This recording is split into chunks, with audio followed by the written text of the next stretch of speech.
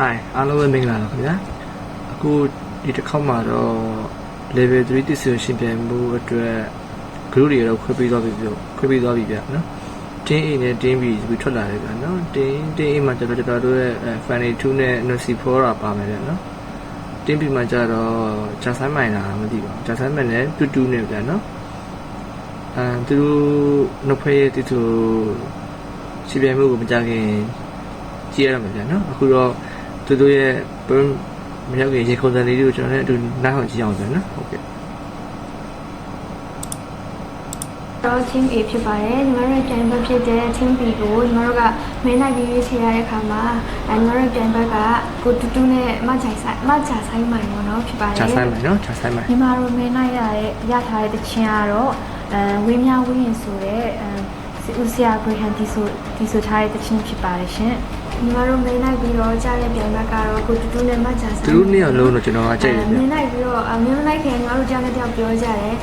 ပြန်မဖြစ်ချင်ဘူးဆိုပြီးသူကလည်းညီမပြောညီမလည်းသူ့ပြောတယ်ဒါပေမဲ့တကယ်မင်းနိုင်တော့နောက်ခွဲတွေ့သွားတယ်ပေါ့နော်နည်းနည်းတော့ဟို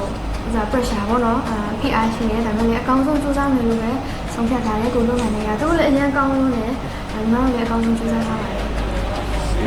ညီမကတော့ဂျာဆိုင်မိုင်နဲ့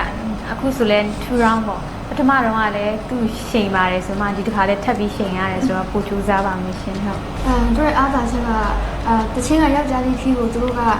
ခီးမတူဘဲနဲ့ပေါ့နော်ခီးချင်းမျိုးပြန် arrangement ကောင်းကောင်းလုပ်နိုင်တယ်ပြီးတော့မှဒီကတော့သူတို့တန်မှာဟောဂျူဝဲဆောင်းပေါ့နော်ဂျူဝဲဆောင်းဟိုဘက်တင်းပီကြတော့ဒီတိုင်းနဲ့မင်းကလေးနဲ့ကြားလိုက်တာနော်သူတို့ကျတော့တင်းအိမ်မှာကျတော့အေး funny 2နဲ့ no secret ကြတယ်ရဲ့အားသာချက်လို့ထင်တော့တချင်းကိုသူတို့ဖွင့်နေမတူအောင်ပို့ပြီး create လုပ်နိုင်တာပေါ့နော်အဲ့နဲ့ချက်ကတော့နည်းနည်းကို create လုပ်ထားတာလေးပို့ပြီးတော့မှတည်တက်အောင်တော့ပို့ကျင့်ရမှာပေါ့နော်ဒါလေးဖြစ်ပါတယ်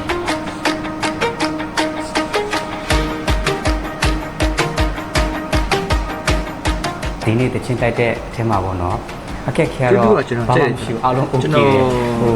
သူ့ရဲ့ဗီဒီယိုလုပ်ပြီးတော့တက်ဆက်လိုက်အောင်ဗျာစိတ်ရှိနေပေါ့နော်သူနဲ့ KJK နဲ့ကိုရှင်းနေပြီးတော့လုပ်ဟာ arrange ထားတဲ့ပုံစံလေးကိုဆန်တောင်ကလည်းဘယ်လိုလေးလုပ်ရင်ပိုကောင်းတယ်ဆိုတာလေးပိုပြီးမှကောင်းအောင်ပုံဖော်ပြတာပေါ့သူလေးတူကောင်းမဲ့ဟိုတီးပြီးတဲ့ KB ဆရာကလည်းစိတ်ရှိနဲ့ဆရာနောင်ပြောပြတာနဲ့ကျွန်တော်တို့ရှာရှိပြီးဖြစ်ချင်တာနဲ့ဟိုအကောင်းဆုံးပေါ့လေအဲ့လိုလေးပုံဖော်ပြီးတဲ့အခါကျတော့အရန်ပျော်ရပါတယ်နည်းနိုင်ပြီးတော့ပြန်မထွက်လာတော့